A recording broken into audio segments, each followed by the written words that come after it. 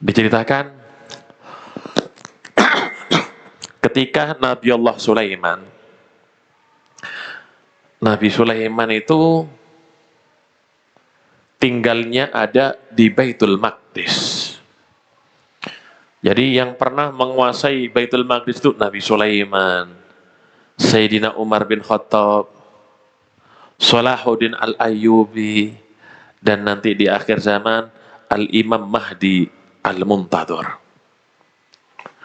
Ketika Nabi Sulaiman ini adalah nabi sekaligus raja.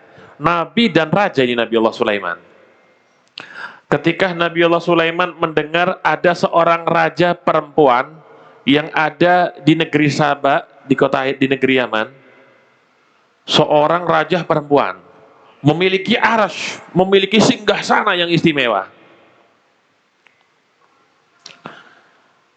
Nabi Sulaiman berkata kepada murid-muridnya, siapa yang bisa mendatangkan daripada arsy Balqis atau istana daripada Ratu Balqis?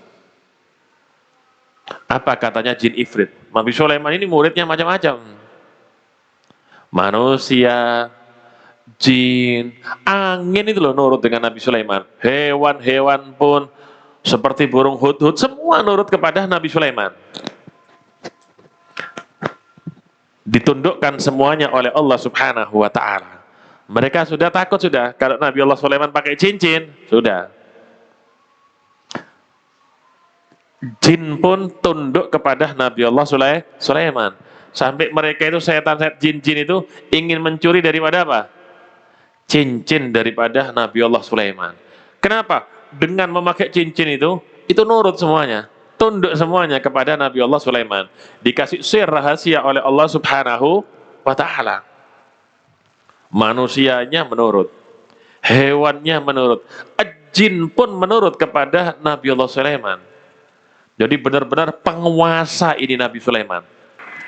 Akhirnya Nabi Allah Sulaiman berkata, siapa yang bisa mendatangkan daripada istana Ratu Balqis? Nabi Sulaiman itu ada di Palestina. Siapa yang bisa mendatangkan? Jin Ifrit merasa dia ini hebat, merasa dia ini kuat dan sakti. Jin Ifrit berkata kepada Nabi Sulaiman, ana atika bihi qabla an taguma min magomik. Saat itu Nabi Sulaiman duduk di atas singgasananya. Kata Jin Ifrit, saya bisa mendatangkan daripada arsy Balqis, istana Balqis, sebelum engkau bangun daripada tempat dudukmu. Kira-kira seseorang duduk kemudian berdiri butuh waktu berapa detik? Anggaplah butuh waktu 10 detik. 10 detik itu ya istimewa. Mendatangkan istana yang jauh ada di Yaman, di negeri Saba. Sekarang istananya sudah hancur. Waktu di Hadramut zaman dulu itu tahun 299 sampai 2004 itu masih ada tiangnya tinggal 4. Wallahu alam sekarang. Setelah perang itu apa hancur apa gimana nggak paham. Sebelum engkau bangun dari tempat dudukmu wahai Nabi Sulaiman, aku akan ambil itu arsy, aku letakkan di hadapanmu. Di samping Nabi Sulaiman itu punya murid. Kepercayaannya hebat. Namanya Asif bin Barkhiyah. Asif bin Barkhiyah ini orang yang ahli ibadah. Orang yang istimewa. Dan dia menguasai daripada Asmaul Husna. Dia menguasai rahasia-rahasia daripada Asmaul Husna. Kata Asif bin Barkhiyah, ana atika bihi qabla ayyartadda ilaika tarfuk.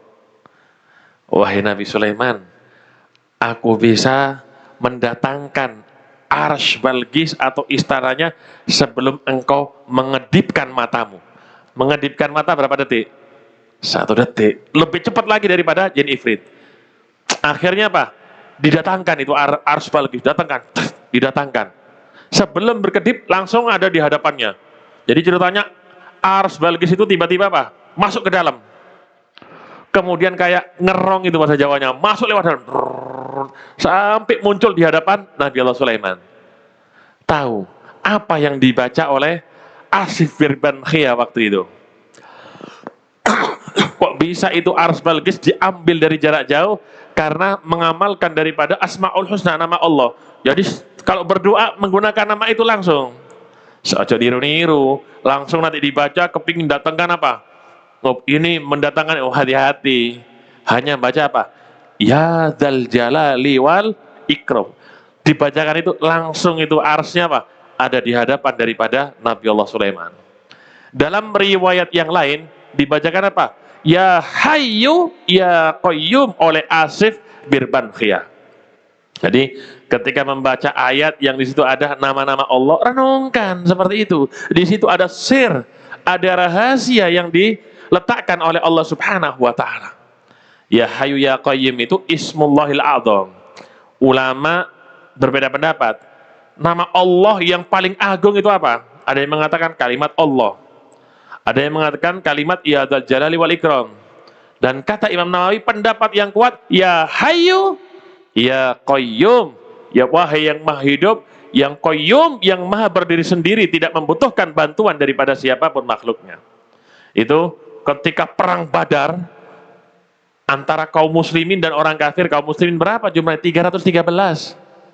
Itu pun kendaraannya cuma 10, kudanya mungkin, atau ontanya, atau keledai. Orang kafir 1000 lebih. Sudah gak imbang sudah perangnya. Perangnya gak imbang. 300 lawan 1000 lebih. Itu ketika malam, besoknya perang, malam harinya, Nabi gak berhenti berdoa apa? Ya Hayyu Ya Qayyum, Ya Hayyu Ya Qayyum, Ya Hayyu Ya Qayyum.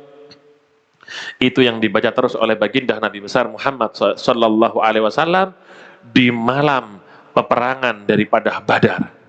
Dan besoknya diberi kemenangan oleh Allah Subhanahu wa ta'ala. Renungkan.